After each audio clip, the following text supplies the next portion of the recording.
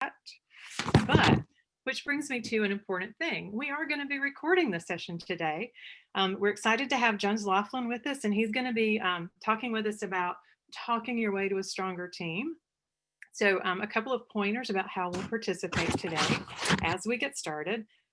We, again, are recording the session. And so if you do not wish to be recorded, please keep your microphone off and keep your camera off as well, because it is going to be recorded and we'll be posting it to, it will be a public facing website that we'll use, and that will be available for others to access in the future. But if you don't want to be recorded, again, just simply keep your mic off and keep your video off. And a reminder that the chat is also visible when we record. And so we want to make sure that you're aware of that. All of you should currently be muted. We are in a Zoom room format, and that is by design. We wanted to be able to do some interacting with you and have you involved and participating in the session. We are going to ask, though, that you keep your microphone muted unless you've been called on to answer a question or to ask a question, or when you're participating in the breakout room, because we do want to maintain the quality of the recording, and by keeping your microphone off, you'll help us with the quality of the recording. And so we appreciate your helping us with that. Feel free to use the chat.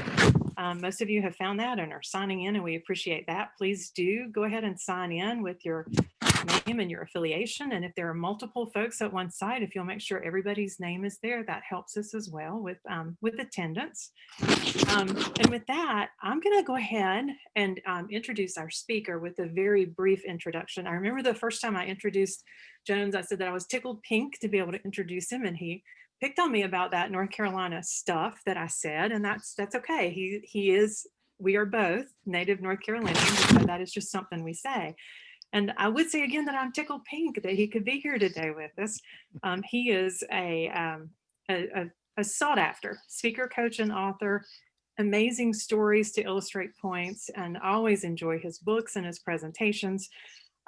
He's an episodic volunteer with us here in North Carolina in our 4-H program. And so most of our 4-Hers actually know him as Alex and Sydney's dad more than as that international speaker that he is. And so we appreciate him in all those facets. And so we're excited to have him with us today. He has given us permission to record the session, and so we're doing that. He has also given us permission to share with you a PDF of his files so that you will have the PowerPoint that he's going to be using. So that kind of gives you a little bit of relief from having to take so many notes as he's going through, because I know you're going to want to listen and pay attention. So with that, I'll have Jones, I'll be watching the chat to help you with that. And I'm going to get out of your way and ask you to take on the seminar. Well, thank you, Harriet. Very kind of you. Appreciate that warm introduction. And yeah, I'm tickled pink to be here. In fact, I'm looking at my coloring on my lighting today, and it's a tad pink. I've got some other lighting coming in from outside and everything, so I didn't take the time to adjust as much as I normally would. So I truly am tickled pink because I have a pink hue today. It is exciting to be with you. Some of you remember I had the privilege of working with you back in the summer in your conference with a couple of presentations. Don't worry, today you won't suffer from deja vu, you know, the feeling that you've heard that bull somewhere before. I am going to be going a different direction today because it's a different topic. We're not talking about putting next ideas in place or how to manage change today. We're talking about one of my favorite topics, which is talking. And so we'll get to that in just a couple minutes. A couple of things from me. You heard there will be breakout rooms today. I'm excited about that because it's when you're talking with each other that so much is learned. And so I'm looking forward to that, and for you to interact with others, make it a little more intimate. I mean, there are 70 plus of you on the session today, and we want to make sure that you get value in every way possible. Speaking of value, from time to time today, I'm going to be asking you to type an answer in the chat, and Harriet's agreed to be my monitor there. And I might say, hey, Harriet, make sure the third person, we get their, get their address, because I'm going to be sending some materials to you, whether it might be one of my books or another book by someone else. It's one of my favorite books on leadership or some resource, but you'll be getting something in the mail. Yes, physically in the mail from me if you are chosen. So when you get an email from Jeannie Jeannie, Jordan, or Harriet asking for your mailing address, it is legitimate because we want to send you something for your participation today. So I'll let you know when that's going to happen or what number, and Harry will just take care of that. That all will happen seamlessly. I'll also be monitoring the chat for an answer or something that you might give. If you've got a question, I encourage you to put it in there. Harriet will see it, and then we can talk about it at some point. In fact, I'll stop from time to time today. I really believe that it's important to answer questions when they're there versus necessarily waiting till the end. And so that's the way we're going to be working things today. The other thing just to be mindful of is that, put as much as possible as you would like in the chat as far as your thoughts and answers. I love it when the chat takes on a life of its own and people are discussing ideas and topics over there. In fact, I may stop my presentation and go, hey, let's go over here. It's even more interesting. So with that, let's get started. Let me go ahead and get my PowerPoint started today. There we go. Now let's get it started to the other point. Okay. There we go. So we are ready to get started this afternoon on how to talk your way to a stronger team. Real quickly, just you heard the background on me a little bit, so I'm going to leave that slide up for just a moment. But let's talk about the topic, how to talk your way to a stronger team. I love this topic and I love presenting this in person, virtually, wherever, because one of the things that we know is that we don't do a great job of it, do we? How often do we have to go back and, uh, talk to someone again because we've said something that just didn't solve the problem, it didn't solve the issue, or it was said out of a reaction instead of a response? And so today, I want to make sure that we take the time to really take a deep look into the daily interactions we have. Yes, you know that one of the ways to talk your way to a stronger team as a leader is to make sure that you are casting vision and that you're speaking to them based on their personality and different things like that. That's all good. But what I want to focus on today are those daily things we can do to be able to talk to other people in such a way that it strengthens our teams, whether that team is at that military base, whether it's in an extension group, whether it's the people you're serving, whether it's even in your own family. So here's what I'd like to start with today. And yes, this is eligible for a couple gifts or swag, as someone typed into the chat a moment ago. I would love for you to type into the chat what it is you hope to get out of today. Be as specific as you like. Maybe it's a challenge you recognize. Maybe it's something you just want to work on. What is that we helpful to you today? What caused you to say, I want to participate in this webinar today? Get me some answers in the chat. Let's see what's there. What's there? What would be of value to you today?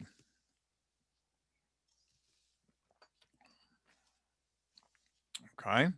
Better calls, better relationships, be a better communicator. Harriet, if you will take the 10th response that pops up out of that, you don't have to tell me who it is. You can just grab that. Oh, wow, great. Communicating effectively, better with military bases, tips to make brief interactions meaningful. Yeah, there's another good one. Yeah, it's those are the ones where I find that I make the most mistakes.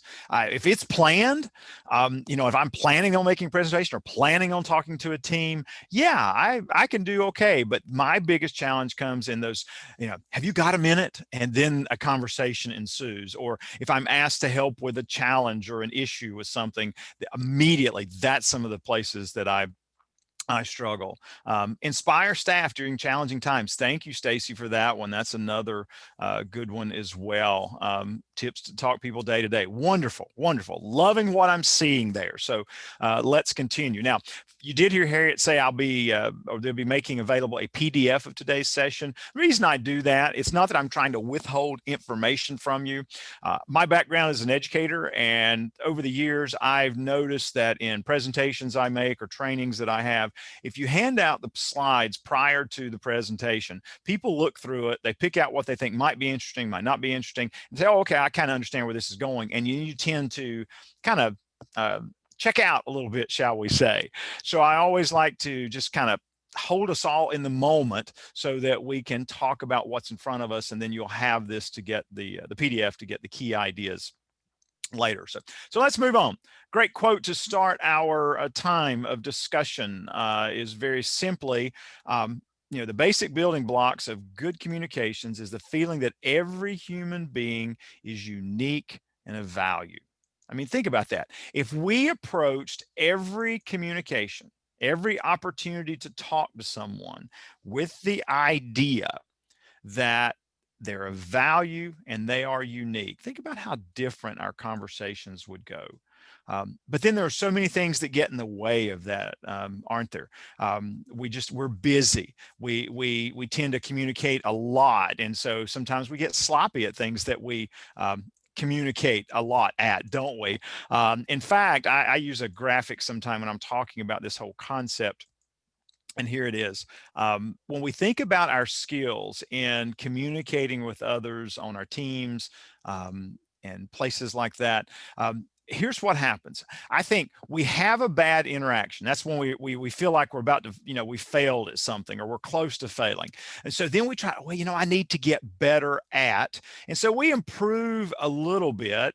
And then once we improve a little bit, we start getting sloppy again. And then we start getting bad, and then we have this really bad, I need to do better at talking with so-and-so on my team, and we improve for a little while. And so it's always more of a survival in our communication style versus how do I stop and really communicate well on a daily basis. So I'm going to challenge you that the way to improvement is you're going to have to take some time, a couple seconds here and there, to stop and think how you're going to talk with someone versus just saying the first thing that comes to your mind. In fact, my wife has often accused me in the past of engaging my mouth before I engage my mind. And so I think that's kind of my mantra for today is I think it's important for us to engage our minds before we start talking.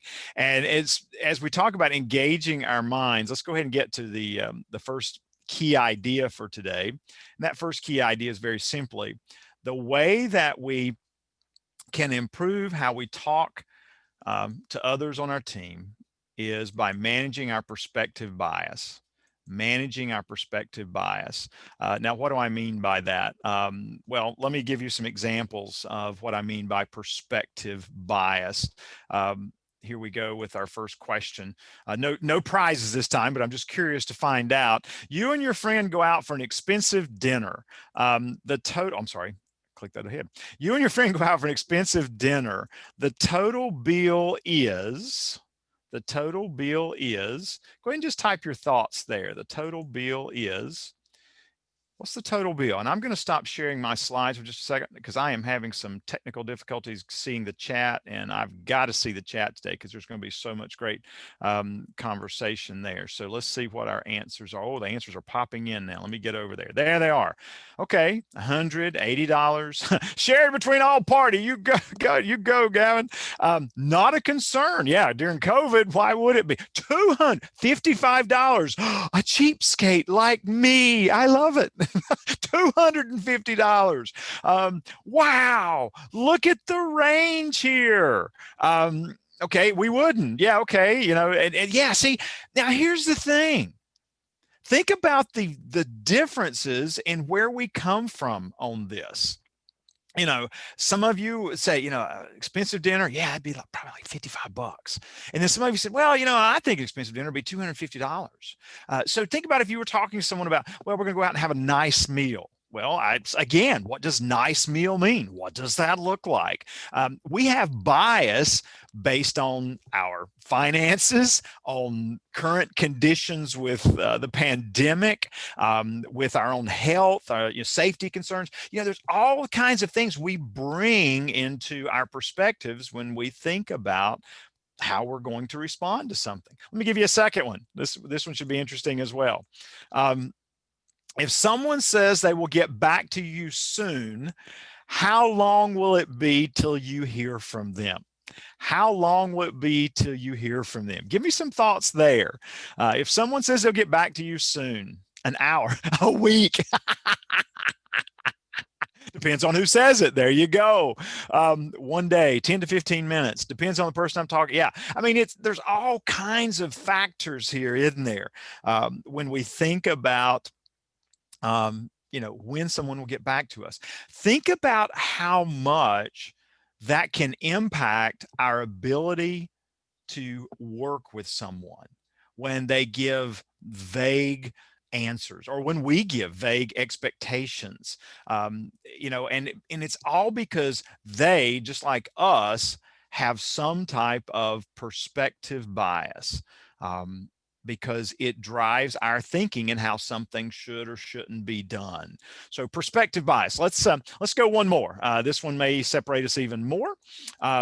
If you hear that something is most likely to happen, what percent probability is most likely to you?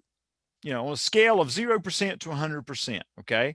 We've got 50, 80, 90, 85 plus. Okay, so we're a little more, 3%. Laura, are you not having a good day? And by the way, if any of you type anything into the chat that is private to me, you have my word. I will certainly keep that private. If it says to everyone, I might mention your name soon, because the cool answer that I saw as it was rolling by. Yeah, it depends on the. There you go. Kim, I appreciate that. It depends. Is the military asking for it, or is it a civilian? Because we know there are different protocols, different procedures that are in place.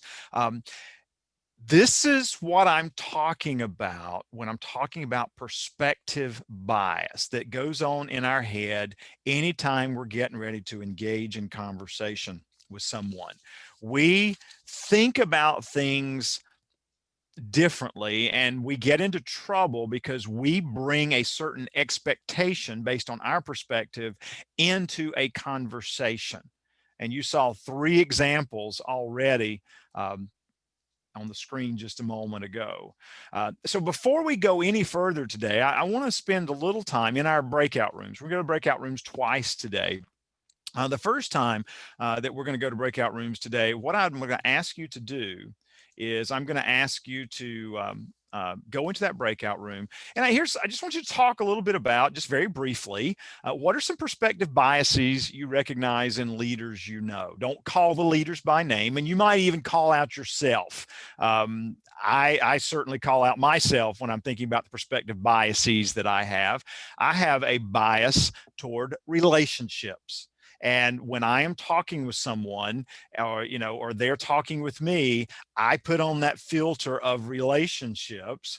And so that can sometimes get me in trouble, because instead of really listening objectively to what that person's saying or sharing my thoughts objectively, I'm filtering them through, well, that's gonna be tough on the relationships between so and so and so and so. So I don't know that I want to talk about that, or I might not listen as well. We're going to talk about listening and asking questions today. So I recognize that's one for me. And so, what are some perspective biases you recognize in leaders you know? Here's how we're going to do this. In just a moment, Harriet's going to send you to your breakout rooms. Harriet, if you're listening, roughly how many people are you planning in each breakout room?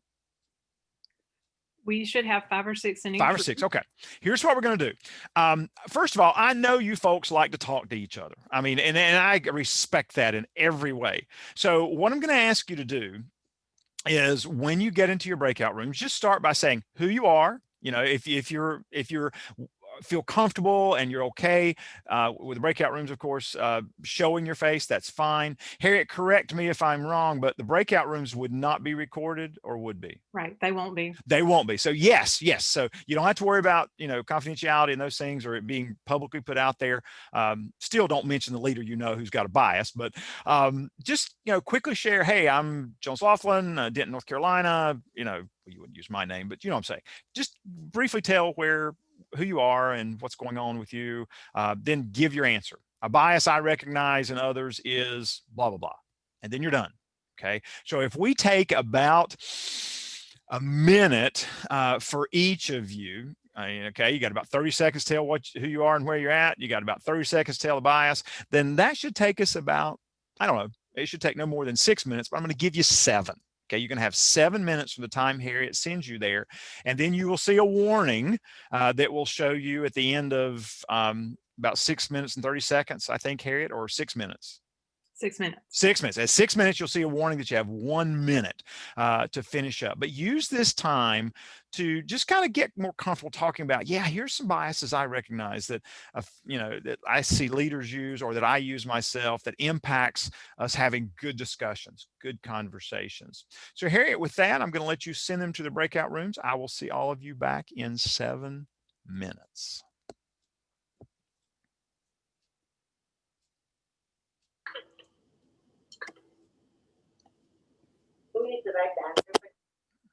If you're still in the room, Harriet is sending you to breakout rooms right now. I see the numbers going down, which means the breakout rooms are going up. Wonderful.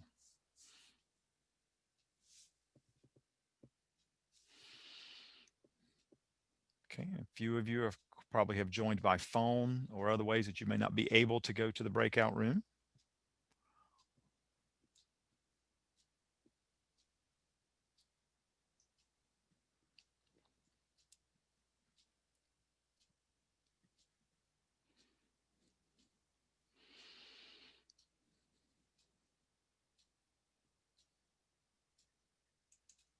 So if you're still in the main room and you've got an invitation, you need to accept that invitation to the breakout space.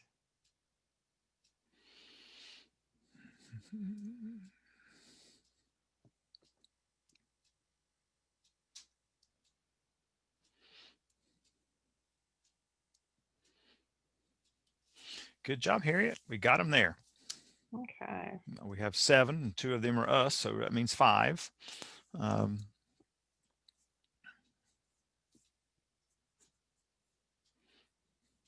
Nope, now we're down to 4. Here we go.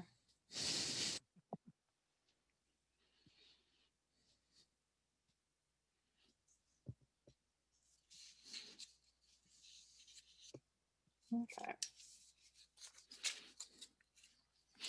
Here, when we come back, I'll be asking the question for them to type in the chat. What was the most unique bias that you recognized? And we will take the first person who chats in, and then I'll say, "Oh, wow, that's really, yeah. Let's send that person a,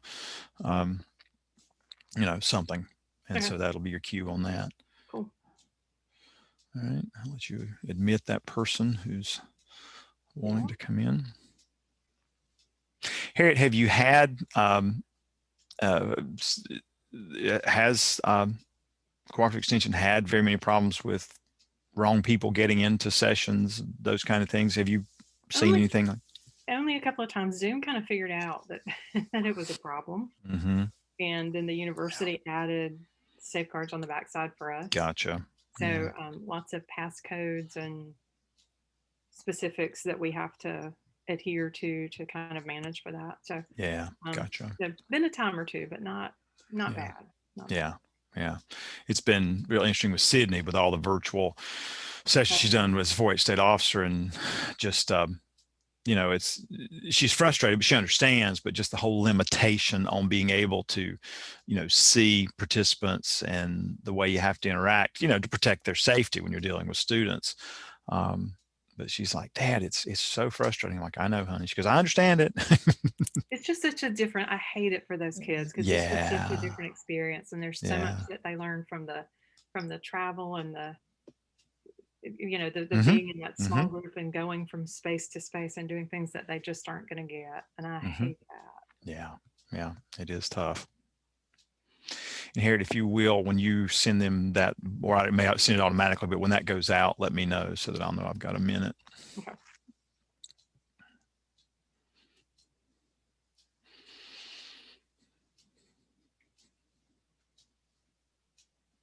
It looks like we got about 2 more minutes. Okay.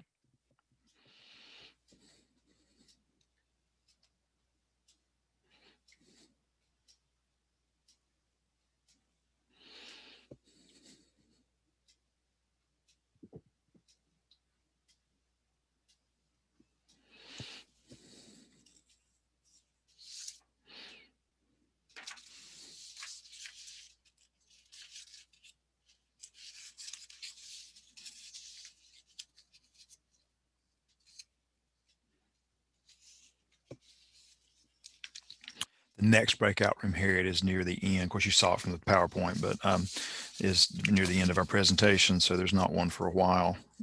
Well, probably for 30 minutes or so after this one. So. Yeah, I went through with a highlighter and kind of marked so I wouldn't I wouldn't lose sight of that. Yeah, I toyed with that, but when we've got about an hour, if you send them to the breakout rooms very many times, it can almost become a third of the presentation, which is fine. Yeah. But in a 1 hour presentation, like they're looking to get ideas and those things. So we'll kind of see how it goes today, and that'll gauge it for the 3 after in 2021.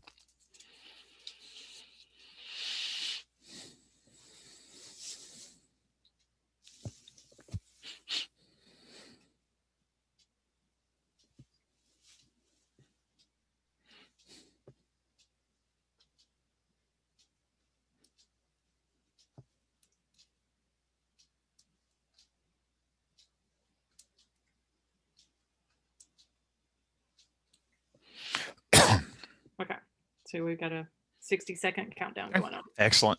Excellent.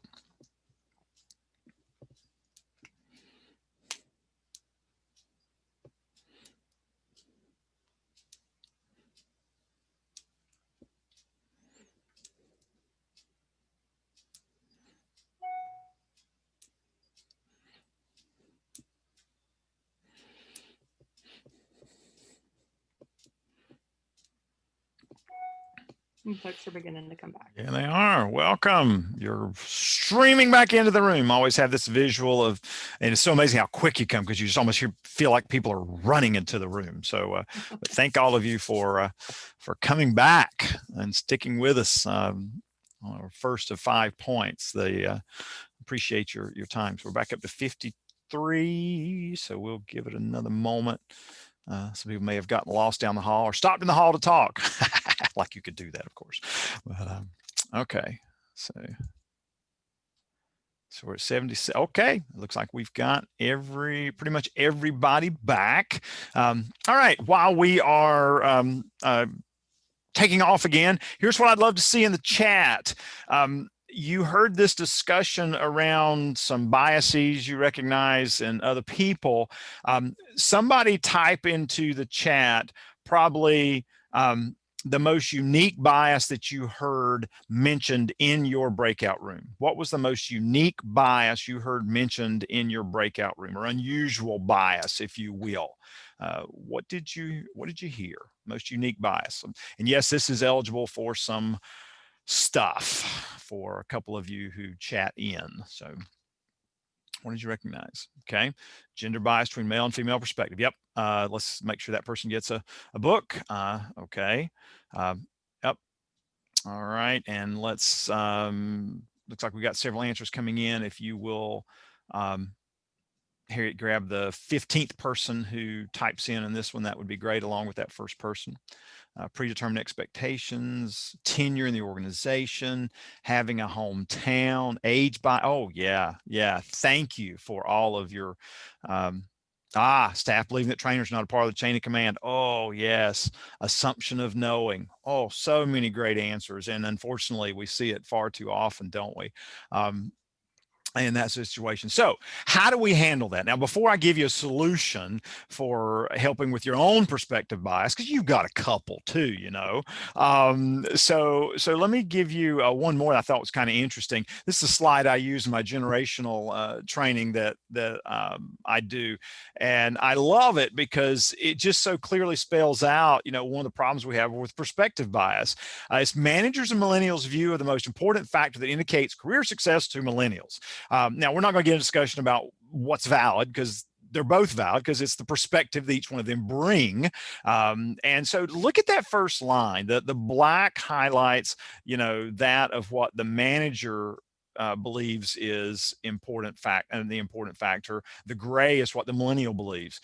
Think about a manager who doesn't value meaningful work or has a perspective towards valuing self-expression or responsibility. And they're talking to a millennial or someone of that age group about things related to work, and think about all the ways they bring baggage into that situation whenever they're coming at it from two different perspectives. And so I think it's just a fun way to look at. Yeah, you can see why it'd be a problem when they're trying to talk with each other. Now, how do we manage it? How do we do better? And I think it's as easy as what I like to call the ABC approach here. To manage your perspective bias, I think it starts with asking questions. What are my potential biases when I go into conversations with my team?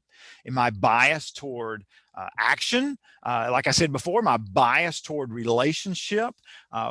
My daughter Sydney, you heard mentioned earlier, she is a certified Enneagram coach. I almost says Instagram coach, Enneagram coach, and so she teaches and trains people on using the Enneagram, and it's been amazing to look at that personality style inventory, and it's really helped me go, okay, I can see how a certain Enneagram number is biased towards things. So of course they're going to bring that into the conversation. And so it starts with asking yourself questions about how could you potentially be biased? And then to B is build bridges. How do I better connect with that person? How do I understand, how, that bias could affect my conversation with this person? And then finally, it's committing to objectively listen. And it's saying, okay, I'm going to try to guard against my fear that, you know, that we're not going to take action. I'm really action oriented, or I'm going to try to listen about what the solution is versus how it's going to affect relationships and what's the most valid approach we ought to take.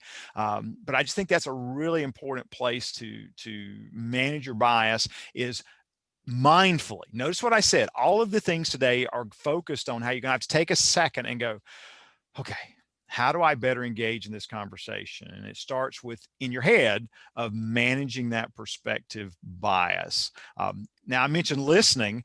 Part of talking your way to a stronger team is becoming an aggressive listener. And yeah, I mentioned this in one of the presentations this summer, but I want to talk more deeply about it today and talk to you about how to do that, or how I see you can do it better. Now, the reason I think aggressive listening is important is this quote is under pressure to get the job done. We listen for the minimum of what we need to know so we can move on to the next fire that needs fighting. To the next fire that needs fighting. And that's so true. We listen just long enough to think we know where it's going, and then we try to speed up the process by saying, oh, okay, well, let me tell you what you need to know. I had this happen to me the other day, and please understand, I struggle with these things as much as any of the rest of you, and I think that's why I enjoy teaching them so much, because I always learn so much myself. I currently am the executor for my aunt's estate, a small house here in Denton that needs to be sold, and so I've got a for sale by owner sign up in the yard. Well, we've had lots of interest. You can imagine real estate's great right now. Someone calls me the other day and says, "Hey, I'm calling. I noticed your numbers on this house for sale, here in Denton." And I immediately went into a fix it mode. And I said, yes. I said, unfortunately, we do have it under contract, but if their loan doesn't go through, I'll be more than happy to put your name on the list. I think you'd be number 5. And so I was just kind of mumbling on and on. And then the person said, well, my truck broke down and I just parked it in the driveway and I wanted to see if that was okay. I felt like such a goofball because all I would have had to say whenever that person mentioned that they saw my number, oh, great. Yes, I'm responsible for the house. Instead of just kind of rambling on, but I was, busy in the moment going, okay, I know where this guy wants to go and I don't want to have to talk about the house and those things. So let me just go ahead and fix the problem. That's one of the greatest challenges I think we have when it comes to listening, is that we interrupt thinking we're going to speed things up, but we wind up slowing things down. There are 3 levels of listening that we engage in any conversation, whether it be with a team member, whether it be with our families, whether it be with our friends. There's 3 levels of listening that we engage in. And unfortunately, I think most of us engage in just the first one. And this is it. Level 1. Level 1 listening is when you are focusing on yourself. The purpose is to meet your own needs. And when you're engaged in conversation in that way, what you notice about that conversation is about what to say next. And you're focusing on your own thoughts. I mean, that's level one. That's what I was in when that guy called me on the phone. I was in level one listening, and it wasn't helpful. If you are in conversation with someone and you go, it's hot in here, or who else is talking, then you're listening at level one. You can't be focused on that person in front of you if you're focusing on the things that are going on around you. That's why it's so important, when possible, to remove as many distractions as possible when you're engaged in conversation with other people, so that you can focus more. Now, the second one is level two, of course. Now we're getting closer, because now the focus is on the other person. That's where it should be, right? It's focuses on the other person. And you're listening to the words and their reactions to your response. So we're in a great place here, right? I mean, if you look at what you notice very little about the external environment. You're unattached to your thoughts or agenda or opinions.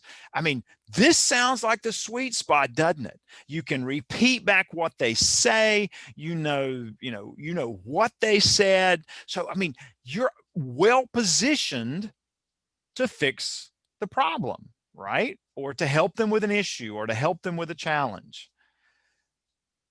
You're not as well prepared as if you're listening at level three. Now, let me show you what level three looks like. Get my mouse to cooperate here. Level three is when you focus on everything about the conversation. And this is where, if you're really doing this, you can articulate, you can clarify, you can acknowledge. You notice the level of energy in their words and responses. And the most important thing, your focus is on the person, not the situation. And I hear some of you, you're screaming at your laptop or your phone right now saying, but Jones, we got to fix the problem. We've got to deal with the situation. I understand that.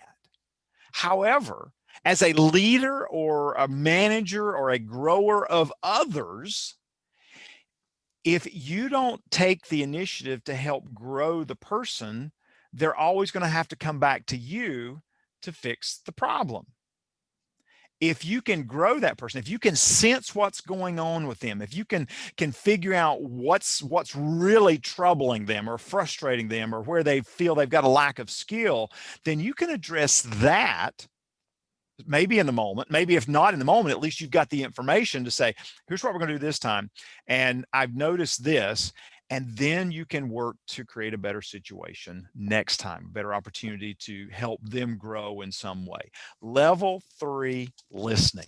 It's so critical. And we just do it so rarely because we're so busy. So what does that look like? What does a level three listener look like? Well, here's some key indicators, I think, that you are a level three listener. You're an aggressive listener. Number one is you ask more and you talk less, because your purpose in listening is, oh, wow, I noticed that you got really excited when you talked about that. Tell me more about that. You're focusing on that person.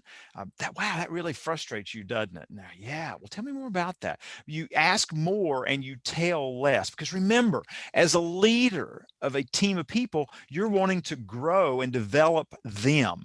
And if you're just fixing problems all day, then you're probably not helping them to grow if you're just telling people stuff. Secondly, it lets others finish their thought.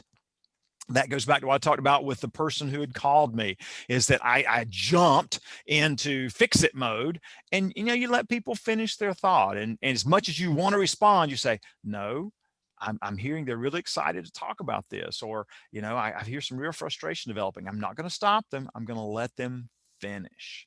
And so that's really important, so that you can find out where it's going. You don't want to cut them off. Now you're going, wait a minute, Jones, you say that for the second one, but then look at the third one for a moment. You say interrupts when necessary. Yeah, because here's the thing. If you are listening at level three, you're going to notice those moments when somebody's voice slows down, or when they seem unsure. And if you don't address that, remember you're focusing on the person. If you don't address that, you may have completely forgot it if you continue on the conversation. I know from my coaching background and learning to be an effective coach, that even in conversation now, I might have a friend who's talking about something, and then I notice that they look away or their voice trails. I say, hey Jay, your voice trailed off there. What's going on with that? Well, I blah, blah, blah. And it leads us down a path that we would never have gotten to if I hadn't stopped to address it in the moment. And so I think there are opportunities when it's good to interrupt if you notice something very poignant happening in the way someone's addressing you or talking, so that you can get to the root of that situation and figure out how can you help them. Finally, I can't say it enough. Focusing on the person more than the problem, because again, our goal is to grow the person. Now, Vanessa, I see you typed something into the chat, and I want to speak to that. I love that. Is that so often people don't want us to fix the problem. They want you to allow them to talk it through. And if you focus on the person and you say things like, "That was really frustrating to you," wow, you're really excited about that. You're disappointed. And I mean, and we'll talk about some follow-up words you can use in a moment. It's amazing the impact it can have on them continuing to talk. Because remember, we want them to talk because that gives us the opportunity to learn what's important to them, what they value, and gets us further, down the road in that way. Now, here's the bottom line. I love this quote by my friend Luke Jackson. Here's the bottom line about why it's important to be an aggressive listener. Um, when people say it's about this, it's really about that. When you are in a conversation with someone and they say, well, this is the reason. Well, if you're not an aggressive listener, you might go, yeah, that's the reason. But if you're a level 3 aggressive listener, you'll be listening for cues from them about confidence, control, frustration, isolation. And usually it's about those kinds of things versus the matter at hand or what you're focusing on or what you're dealing with. It's usually 2 or 3 levels below. So you want to get to that instead of staying at this. That's the goal with being an aggressive listener in those situations. Now, of course, when you're listening, you also got to get better at asking questions. And you know what's interesting? We've been at this about 40 minutes and we're just now getting to the talk part. We're just now getting to the talk part, because I think if you set yourself up well with the being objective and also in listening, then it helps you to ask those better questions that when you're talking to your team members, you get the information you need. Now, when we talk about how to ask better questions, 5 key strategies I want to go through, and they're so simple. That's what I love about these. They're not complex. You can practice these every day. The first one is don't question stack. Let me give you a textbook example here, and this is not it's an apolitical statement about politics, but watch anytime there's a hearing in the Senate or the House, and it's televised, and there are they're asking questions of person who's in the hearing, and usually there's a stack of 3 or 4 or 5 questions, and I'm literally amazed at anybody who's being interviewed in those situations. Then how do they remember it all? And I'm sure they write it down or have someone else capture it for them, because it's so easy to lose track of where we're supposed to be. So don't question stack. Ask one question and then wait. Is an excellent way to do that. Now, let me call attention over in the chat. I see some great stuff going on. Brenny Brown does have some super stuff on empathy versus sympathy. I've seen some of that work and have read some of her stuff.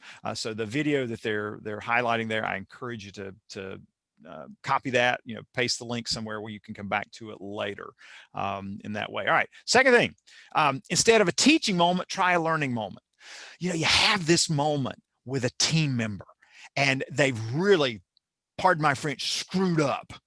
And you want to talk to them about it, about what they did wrong. And so you're like, I'm going to go in there and I'm going to tell them, or I'm going to, show them. Why not try a learning moment, as David Marquet talks about in that book? He says, instead of trying to tell them, go, what caused you to make this course of action or take this course of action? Um, walk me through the process you use to get to this point. Because see, what that'll alert you to is maybe a skill that you haven't taught them, something you hadn't communicated well to them, and you can learn that in the moment if you're focused on learning that. But if you're just focused on telling them what they did wrong or telling them how to get better next time, you're probably missing an opportunity to learn yourself. Number three, instead of binary questions, start questions with what or how. Binary means if you ask, yes or no questions. Instead of saying, something that causes a yes or a no, say what or how. Um, is today a good day? Was today a good day for you? Yes. Better question is, what made today a good day for you? Or how was today a good day for you? And then they've got to give you more information versus the binary answers. In that way. A fourth one, instead of a why question, tell me more. Instead of why you did that, say, tell me more about your choices there. Tell me more about your excitement. Tell me more about your disappointment. Tell me more about what you're looking for instead of why. Why is a very judgmental phrase, and we should refrain from that when we can, and if possible.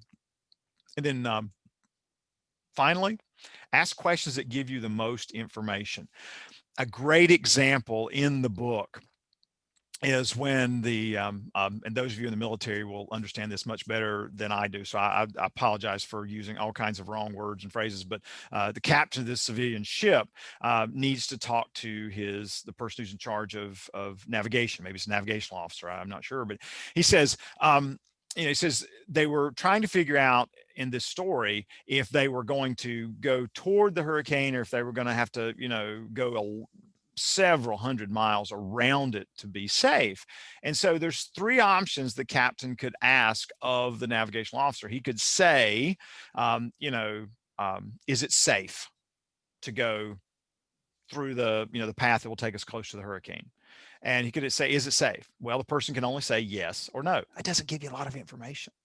A second way to ask that question would be, on a scale of 1 to 10, how safe is it? And then that forces the officer to go, well, I'd give it a 7. So then the captain at least knows, yeah, we're leaning towards it being really safe. Or, I'd give it a 4.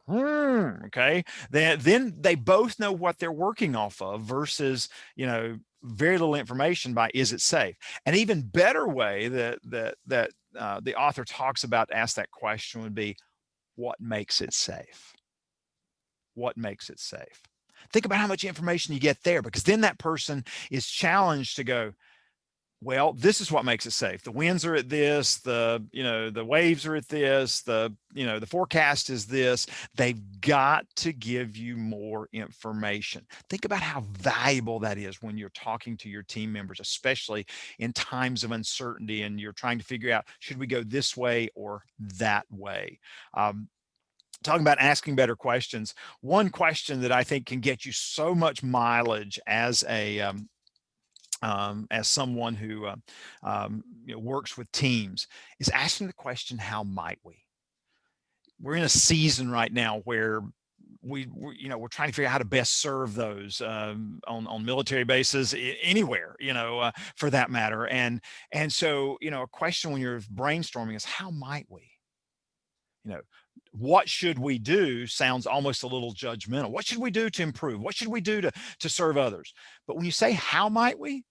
Might softens it, and it gives your team the opportunity to go, oh, okay, they're not looking for an exact answer. They're just fishing, we might say, or they're just looking to see what's out there. We, meaning that we're in this together, but there's so many powerful phrases that we can use. Now, I've been talking for a while. I'd love to hear from you in the chat for a moment. What are some phrases? What are some ways to ask questions, or a question that somebody's asked you that you thought, wow, that was really helpful in building relationship or getting information? What are some of the questions that you've found? I saw a couple roll up in the chat earlier, but I'm curious, and you're welcome to type that one back in. But what are some questions or ways people have posed questions to you that have been helpful? What are your thoughts there? How do you feel about that? Excellent. Harriet, make sure that person gets a book. They were the first person to chime in. Okay. Yeah. Yes, yes. Make sure Christy gets one as well. How can I help you accomplish that project? In other words, we could say, if you need help, let me know, or do you need help? But how can I help? Because then that involves them in that way. Um, Okay, seeing great answers. Oh, make sure Crystal G gets something as well. What do you think the next step is? I love that question. What do you think? What is your next step? But what do you think? Because then that softens it. And they don't feel like they got to have the right answer. They're just kind of being honest and open with you is very helpful in that way. So excellent answers there. Thank you for that.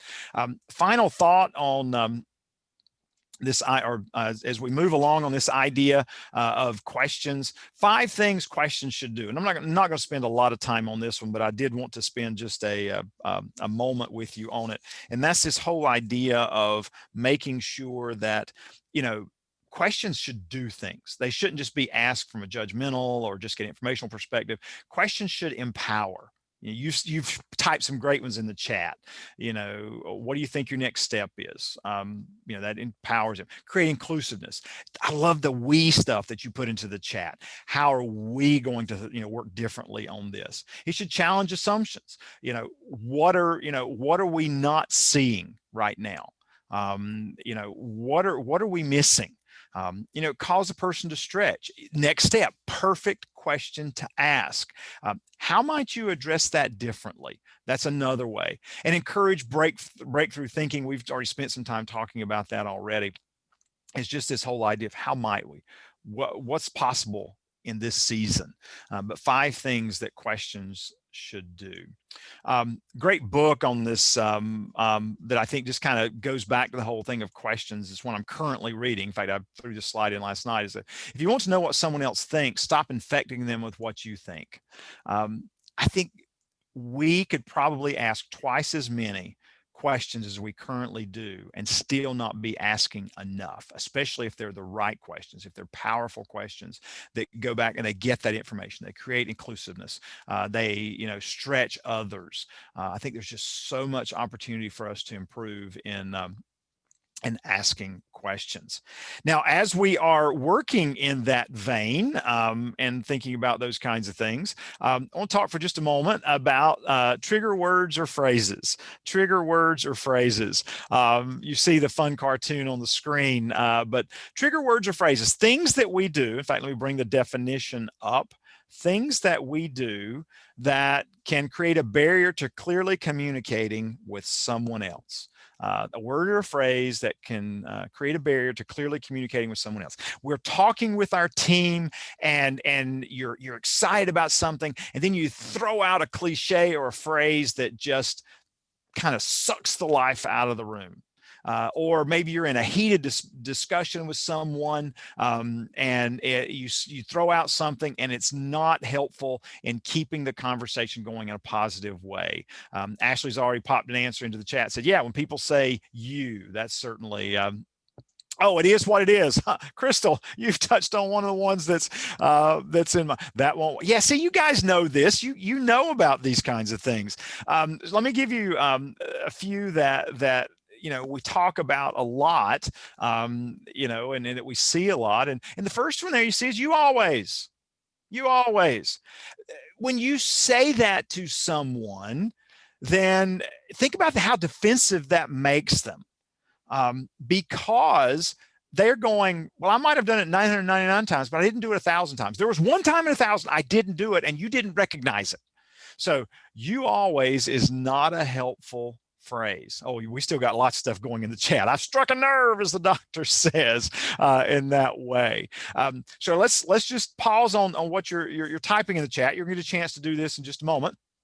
Or to work on this in just a moment. But now, do this for me.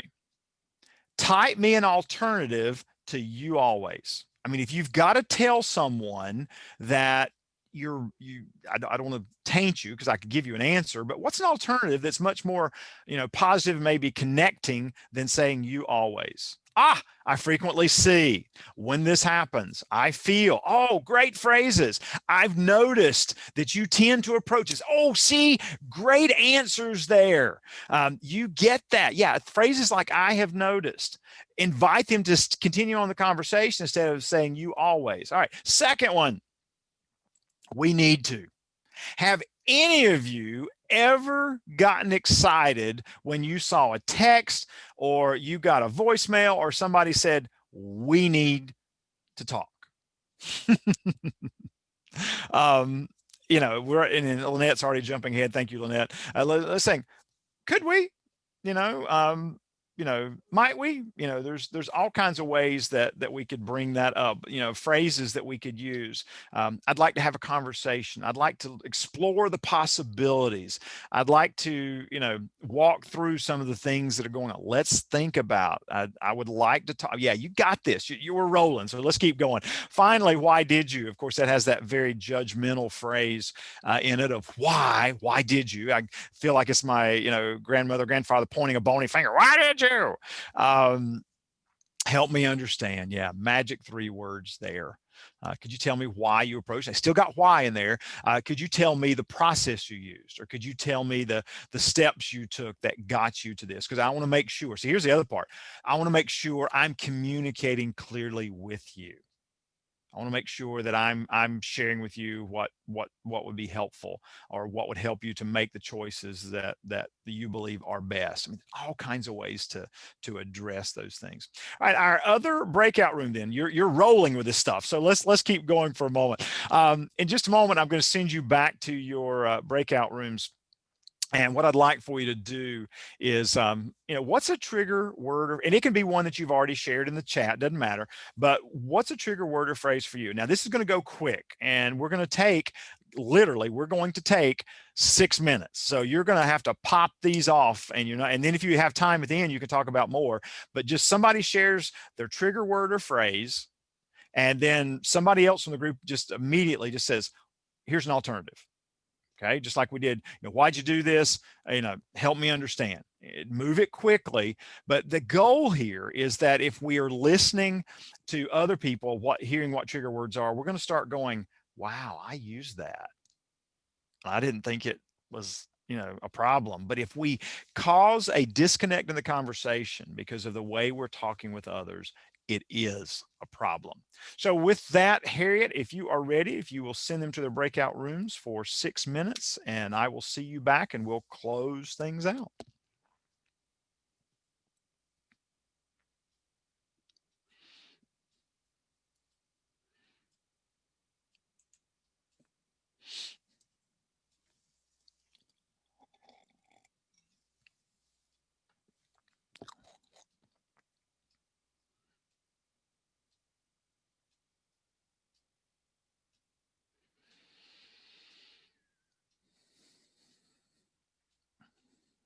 If you are still in the main room, we have sent folks to a breakout rooms for the activity that you see on the screen.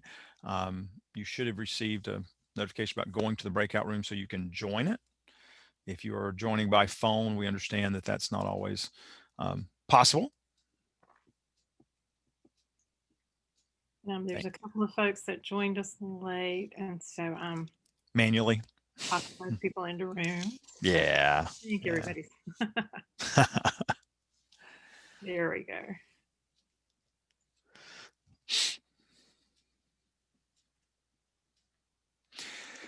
Okay, Harriet. I have not seen I have not seen a lot of questions popping into the chat that I need to go back and address. Maybe you have. I've got, as you know, I've got one more slide, then I'll mention one more slide, and then we'll take some questions, and I'll throw that additional resources slide up at the end. Okay. Anything else from your perspective to I think round? the only thing I saw was early on, one of the comments, and I think it was Alice Dean, and she's actually from North Carolina, so it Okay. hit me. She mentioned working with teens, Mm-hmm. TEENS, Mm-hmm. as a team, and Mm-hmm. I don't know if there's any helpful hints for that as opposed to Sure. chronological adults. I don't know if Sure. that's kind of the only place that I saw anything that kind of felt a little bit like maybe a question. Mm-hmm. Mm-hmm. Okay. All right. Yep. Good for now. That's good. My Good for response. easy.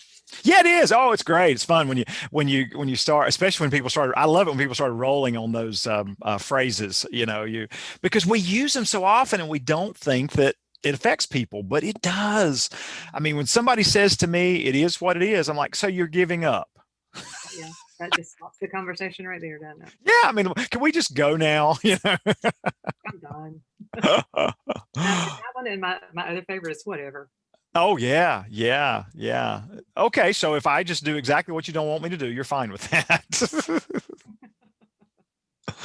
Oh, that's great. I have no idea how many things I've given away today, and I apologize. I know it's been kind of hairy-carry, but they were so active. Are you okay on that side? We've actually got five. Oh, well, we need to give Five, away so some we're more. good. Okay. And the reason we have five though is because Crystal had already won. Oh, okay. The Gotcha. competition Gotcha. ticket, so only five. Okay. All right. We'll give out some more here at the give out some more here at the end. I'll when I ask them what was the most unique uh, or most unusual trigger word or phrase they heard, then we'll grab 3 or 4 more there just to see Okay. what they've got. I see here. I saw a lot of the TEAMS capitalized teams. Is that an acronym for something? You got me. Okay, I just want to make sure. I thought, crap, I should know what that is. I mean, I've seen the whole, what is it? Together, everyone achieves more. Yeah, yeah.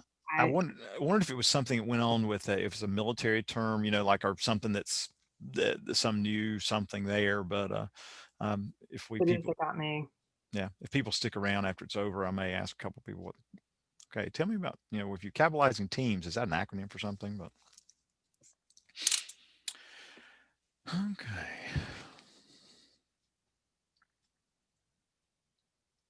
Yeah.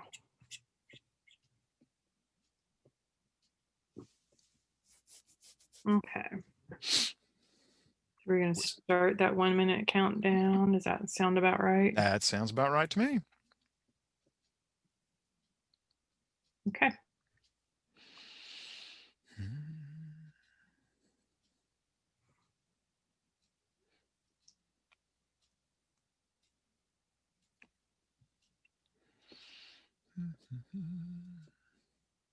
There they come.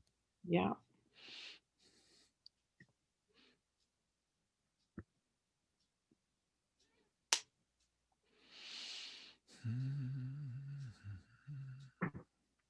Okay, you're coming back into the main room. Thank you for that. Appreciate you taking the time to participate in that breakout room and for spending time with us today on how to talk your way to a stronger team. We're about halfway with our folks. Must be a log jam outside the doorway because we had the food for the break set out. You're not supposed to get that till after the session's over. Bye, guys. So we're up 62. Okay, almost everyone's back. Thank you, thank you, thank you. We're so glad that you're here. Thank you, Laura, for laughing at my joke. Hey, Harriet, put her name down. We're going to send her something. Okay, thank you for returning, and we're glad you're here. Let's do this. I would like to hear what was the most unusual trigger word or phrase that you heard shared in your breakout room. What was the most unusual trigger word or phrase that was shared in your breakout room? You're adults, work it out. Oh, send that person a book. It's good enough for government work. Yep, send Wade one. Okay, I'm looking to see anything else. Okay. Suffer quietly. Ooh, that was interesting. Okay, yeah, we all respond. I need to talk to you. Yeah, there's just so many. Yeah. What are you doing? Yeah. Wow, there's one. Okay, thank you. Oh, these are other duties as assigned. Yes, send that person something, because that I hear that used sometimes, and that bothers me too. So thank you for participating in that. Again, it's all about taking that moment to go, am I about to say something that could cause my team to disconnect from me? Am I about to express a concern in a way that's not helpful? That's what we're trying to prevent whenever we're talking about avoiding trigger words or phrases. We're still going to use some of them, but if we're more mindful, then it can help prevent some problems on the other side. All right, last informational slide. This is what it comes down to. I think I love this quote by Gilbert Emilio, who said, if a leader can't get a message across clearly and motivate others to act on it, then having a message doesn't even matter. And to me, it's in those little moments when we have the opportunity to listen, when we get our biases, we get ourself out of the way, as we sometimes say, when we're willing to ask the question instead of telling. Interesting. Tell me more about that.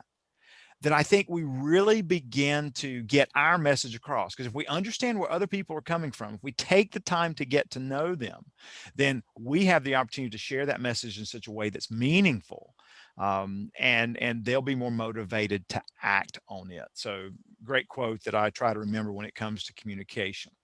With that, I'm going to offer you another resource in just a moment, but I want to stop right here, and take some questions. Now, I know we had one earlier in the chat, and if some of the rest of you have some questions, you're welcome to put those into the chat. Harriet will keep an eye on them in case they roll up beyond what I can see.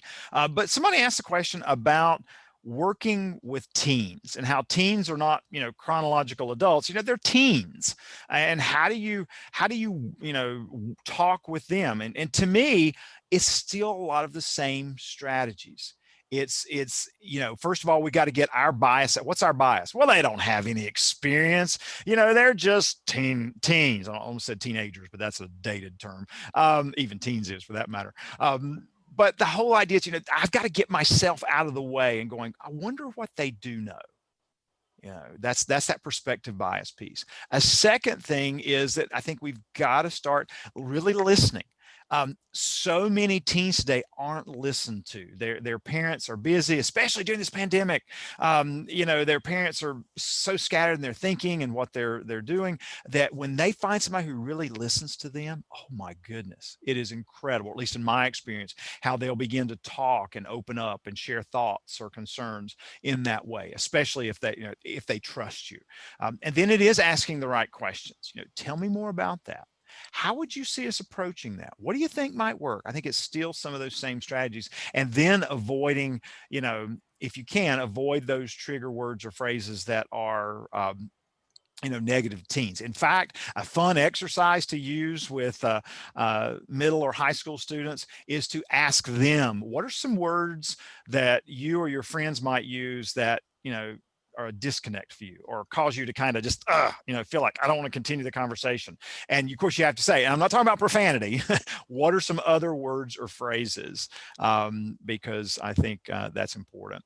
Anna typed into the chat. Thank you, Anna. Yeah, we practice using I statements with the kids. I feel.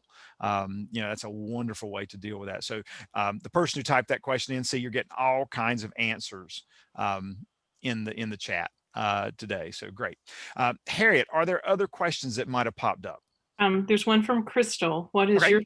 your suggestion for balancing completing tasks and still listening and motivating team? In other words, what I'm hearing, I think there, Crystal, is that it's going to take more time to listen to your team members and engage with them. So that could prevent you from getting some of your work done. That's what I'm hearing, Crystal. So that's what I'm going to respond to. If it's not, then please type me a different something in the chat, and I'll work on that. One of the things I find when you're working with your teams, it's helpful, is having set times to actually listen to them. And them knowing the kinds of questions you're going to ask them when you have that check-in or that huddle, having the same questions, because then they know how to plan for you. You know, what are you working on today? If it was, if it was a daily check-in, what are you working on today? Where are you feeling, pressure? And how can I help you be successful today? I mean, I think setting it up with some consistent questions, they'll start planning how they're going to, answer those questions, and then it's more efficient in that place. A second thing is, when it comes to listening to your team members, if you're not in a place where you can listen to them well and listen at that level, at least level 2, if not level 3, then I think it's important to be transparent. I've got some deadlines right now, and I want to list to you because I know it's important.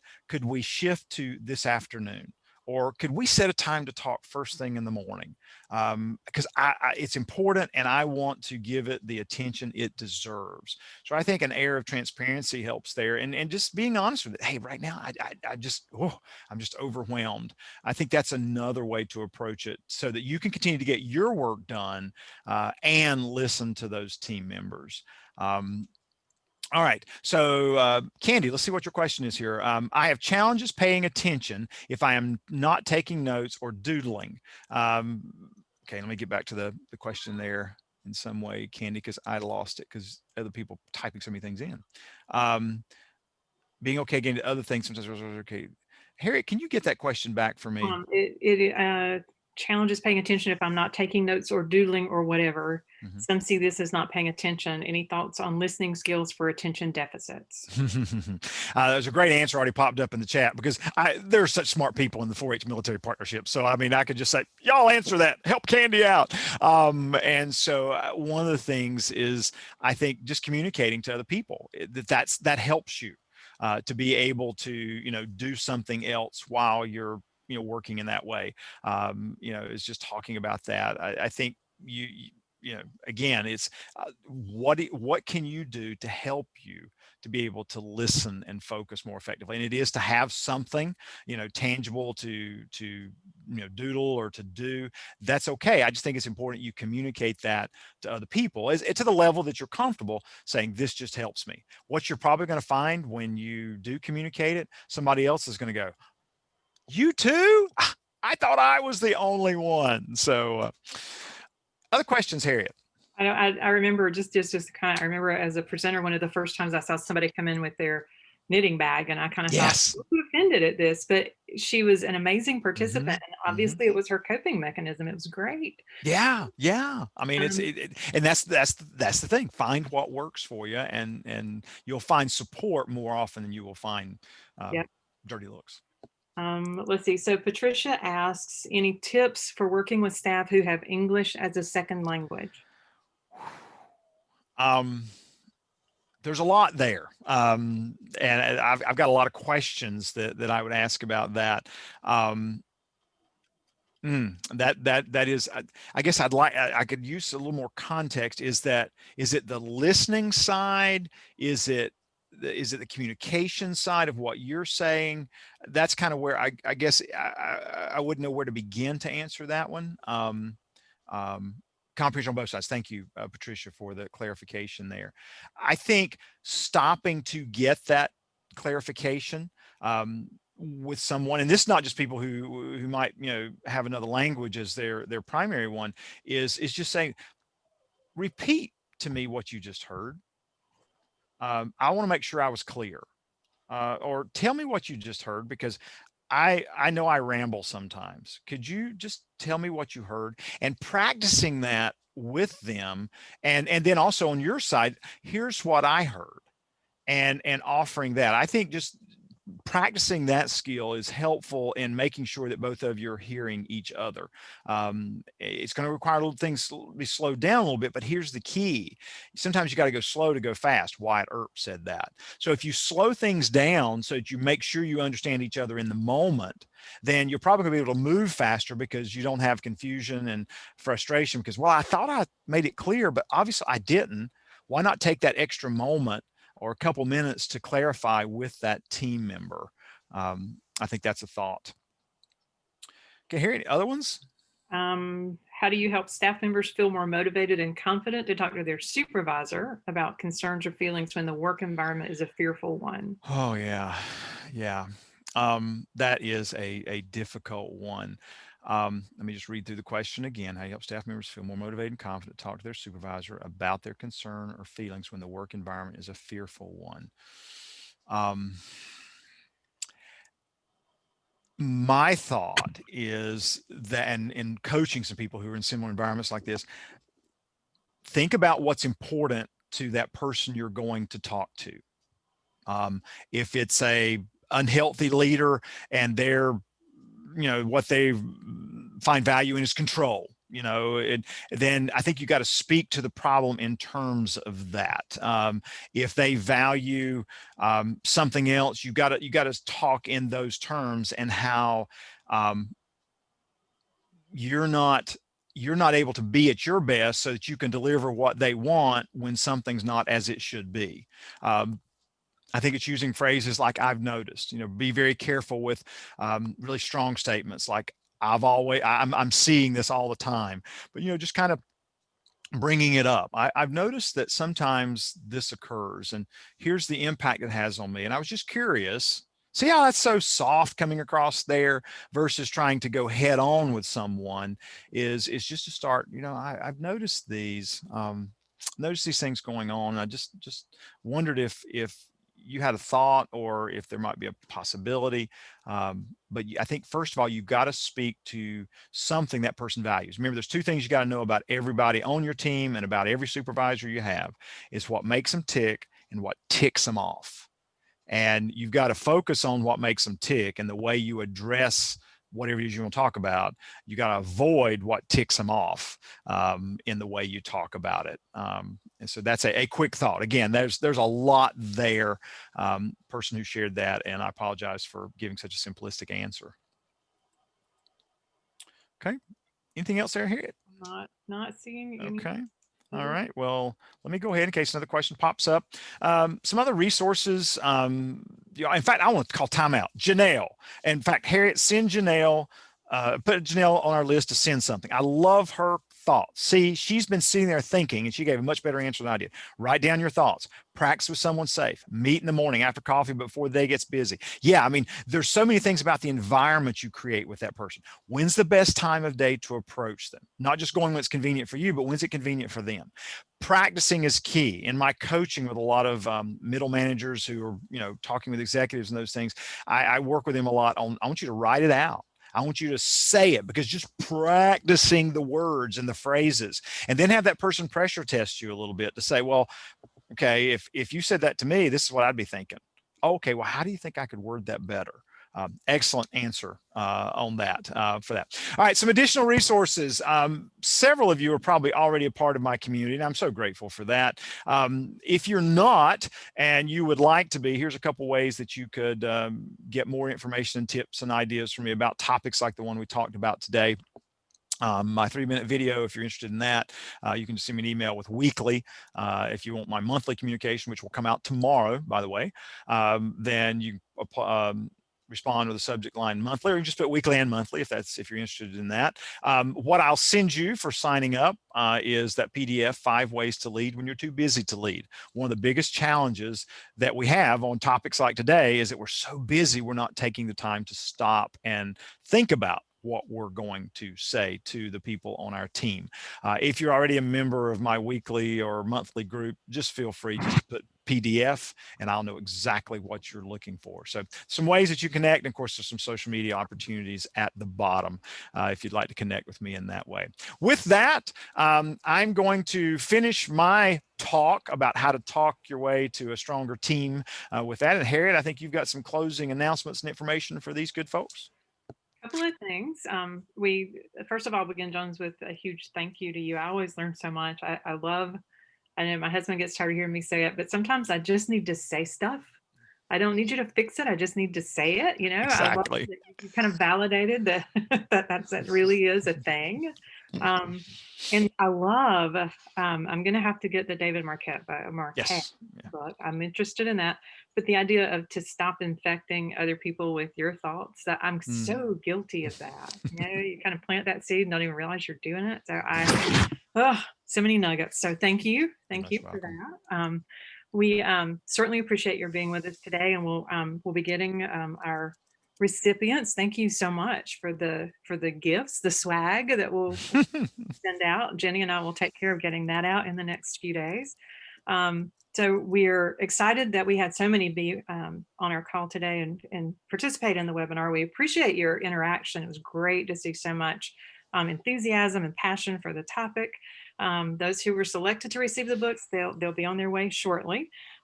We are going to be doing some additional webinars, and we do. I didn't have a slide. We were last minute kind of confirming our dates, but I will tell you, and we will be posting things on our website, which is 4hmilitarypartners.org. And then we do have a Facebook group that is a closed group for our folks in the military partnership, and that is 4-H Military Partnership PDTA, Professional Development Technical Assistance, PDTA. So check us out on Facebook and check us out at our 4hmilitarypartners.org website. That's where the recording will be posted. We'll be sending the PDF to the ones who were registered for today's session. We do have 3 seminars that are coming up that are going to be based on Jones's juggling elephants work, and they'll come the January 27th, February 10th, and then February 24th. It's a series of 3 sessions that are built on one another, but you don't have to be at all 3 to get great benefit from it. So, so we hope you'll get those calendars on your date. We'll be confirming some soon so that you'll have that information. So wanted to share that with you. So we're excited you were here. We look forward to working with you in the new year. We're going to call an end to our webinars for this year as we kind of break to enjoy the holidays. And so thank you again for being here. And thank you, Jones, for a great session. And we will see you all again soon.